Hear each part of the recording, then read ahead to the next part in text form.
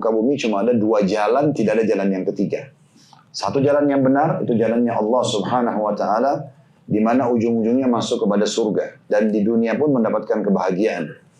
Juru bicaranya Allah, para nabi-nabi dan rasul. Penyambung lisan dan lidah para nabi dan rasul, dan para ulama dan da'i. Kita kalau berteman sama mereka, hadir dalam majlis-majlis mereka, insya Allah di sini misalnya termasuk Anda hadir di majlis kami sebagai seorang da'i misalnya, ya. Dan tentu kalau Anda bisa hadir di majlis para ulama kita juga yang lebih berilmu, maka itu pasti akan dipandu ke jalannya para nabi-nabi yang membawa kepada jalannya Allah dan ujungnya surga. Ini jalan yang benar. Jalan yang kedua, dan tidak ada jalan yang ketiga, jalan yang salah. Jalannya iblis.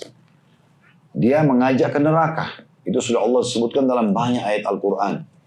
Semua yang membisikkan ke jalan yang salah, pelanggaran agama, dari iblis. Juru bicaranya, dukun, peramal, penyamun, penyihir, dan ahli maksiat. Kita kalau berteman sama mereka, kita akan dipandu ke jalan iblis, ujung-ujungnya neraka. Itu sudah tidak ada pilihan lain. Makanya kita harus tentukan, Bapak Ibu mau ikuti jalan Allah atau jalan syaitan. Dan sudah saya singgung, Anda harus, kalau memilih salah satu dari jalan ini, maksimal aja. Karena keduanya punya kenikmatan yang tidak bisa disatukan. Kalau masih ingat saya kasih contoh kemarin kan. Kalau ibu misalnya pakai jilbab, dan ibu menikmati itu sebagai sebuah perintah agama. Yakin adalah perintah agama. Rasanya berat kalau buka jilbab di depan yang bukan mahram.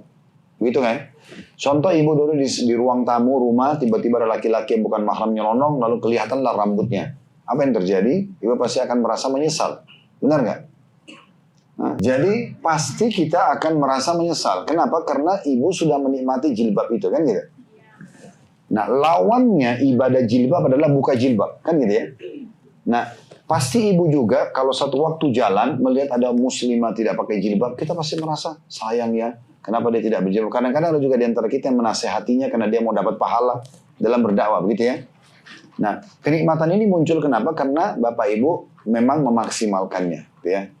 Baik, orang yang menikmati lawannya, maksudnya tidak pakai jilbab, dia akan merasa tidak ada beban, asal dia maksimal situ ya. Dia tidak pakai baju, nggak pakai jilbab, nggak pakai celana, itu bagi mereka biasa. Ya, di pinggir pantai seperti orang-orang yang banyak non Muslim tidak beriman sama Allah itu luar biasa. Mereka sudah tidak punya rasa malu ya. Mereka nikmati itu, maka kenikmatan tutup auratnya hilang. Sebagaimana kenikmatan orang tutup aurat tadi hilang kenikmatan untuk buka auratnya. Nah seperti itu ya.